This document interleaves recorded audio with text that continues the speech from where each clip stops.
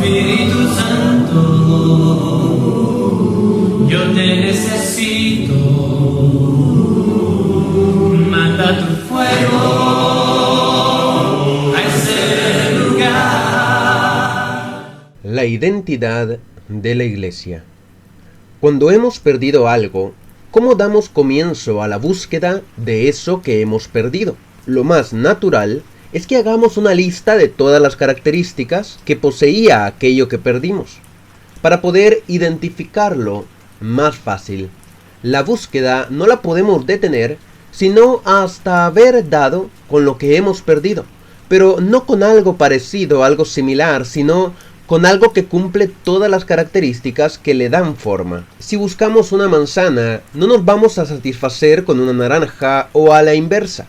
Pero en el mundo hay demasiadas frutas y encontrar una manzana, si no conociéramos sus características, sería demasiado complicado, ya que tendríamos que probar una y otra hasta encontrar el sabor específico. De igual forma, hay muchas iglesias en el mundo. Y digo iglesias entre comillas, porque muchas veces lo único que poseen de iglesia es el nombre. ¿Cómo puedo saber cuál es la iglesia verdadera, la auténtica? Lo que necesitamos es tomar todas las características de identificación y comparar las diferentes iglesias con esas características, para saber si son parte de la identidad de esas iglesias. Solo después de encontrar la comunidad de fe que concuerde con todas las características de identificación, podemos estar seguros de que hemos encontrado la iglesia que Jesús estableció. Pero, ¿cuáles son las características de identificación? ¿Dónde se encuentran esas características? A esta última pregunta se puede responder fácilmente. La respuesta está en la Biblia. La primera pregunta nos llevará un poco más de tiempo. Veamos algunas características. Número 1. La iglesia fue establecida por Cristo, no por un hombre, no por un pastor, un sacerdote, papa o gobernador, sino por Cristo. Mateo capítulo 16, versículo 18 dice: Y yo también te digo que tú eres Pedro, y sobre esta roca edificaré mi iglesia, y las puertas del Hades no prevalecerán contra ella. Es la iglesia de Jesús el Cristo, el Mesías, el Salvador, el Hijo de Dios, no de Julio, no de Esteban, de Pedro o Pablo, sino de Cristo. Número 2.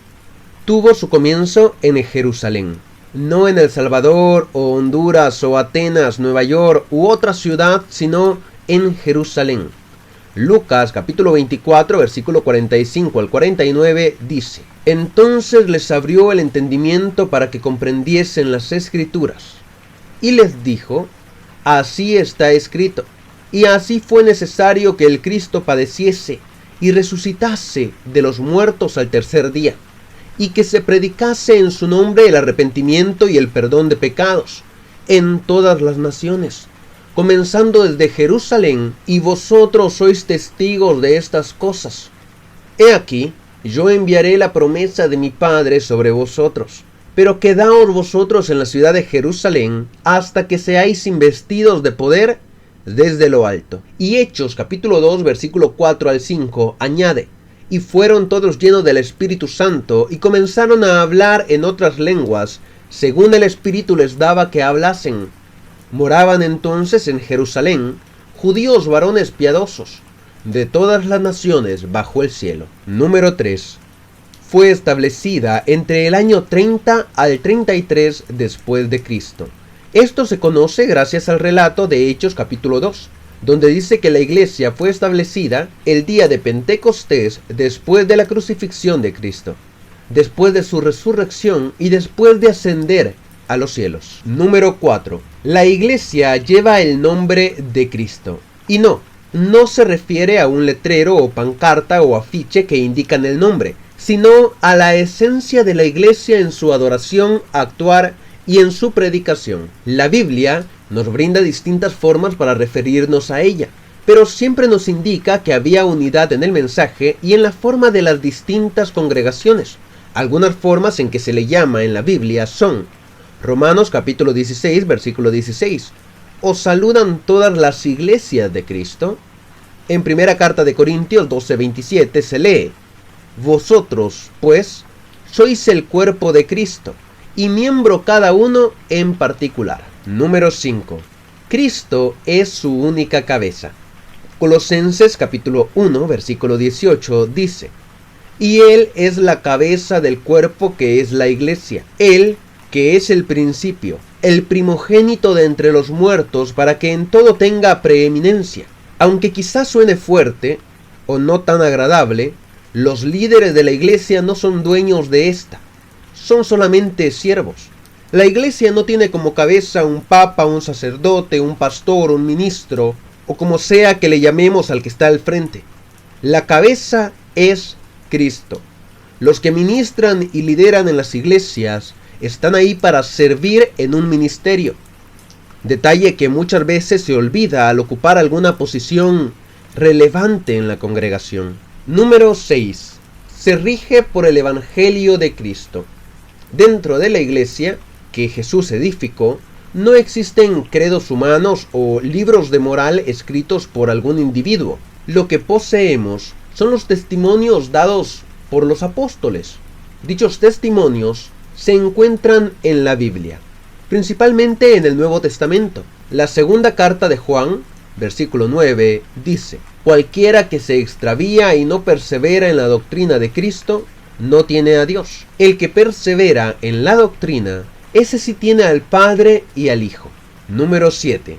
La iglesia cumple con una misión: llevar el Evangelio a todo el mundo. Esto se realiza en un 3 en 1. La iglesia predica el Evangelio. Mateo 28:19 dice: y les dijo: id por todo el mundo y predicad el Evangelio a toda criatura. La iglesia también ayuda a los necesitados. Hermanos míos, ¿de qué aprovechará si alguno dice que tiene fe y no tiene obras? ¿Podrá la fe salvarle? Y si un hermano o una hermana están desnudos y tienen necesidad del mantenimiento de cada día, y alguno de vosotros les dice: id en paz, calentaos y saciaos, pero no les dais las cosas que son necesarias para el cuerpo, ¿de qué aprovecha? Así también la fe, si no tiene obras, es muerta en sí misma. Santiago capítulo 2, versículo 14 al 17. La iglesia debe edificar a sus miembros. Mirad, hermanos, que no haya en ninguno de vosotros corazón malo, de incredulidad, para apartarse del Dios vivo. Antes exhortaos los unos a los otros cada día, entre tanto que se dice: hoy, para que ninguno de vosotros se endurezca por el engaño del pecado. Porque somos hechos participantes de Cristo, con tal que retengamos firme hasta el fin nuestra confianza del principio. Hebreos capítulo 3, versículo 12 al 14. Estas son solo algunas de las características que podemos encontrar en la Biblia sobre la comunidad de fe a la que llamamos iglesia o reino de Dios. Podemos cuestionarnos entonces: ¿cuáles son las características de la iglesia a la cual yo asisto? Espíritu Santo, yo te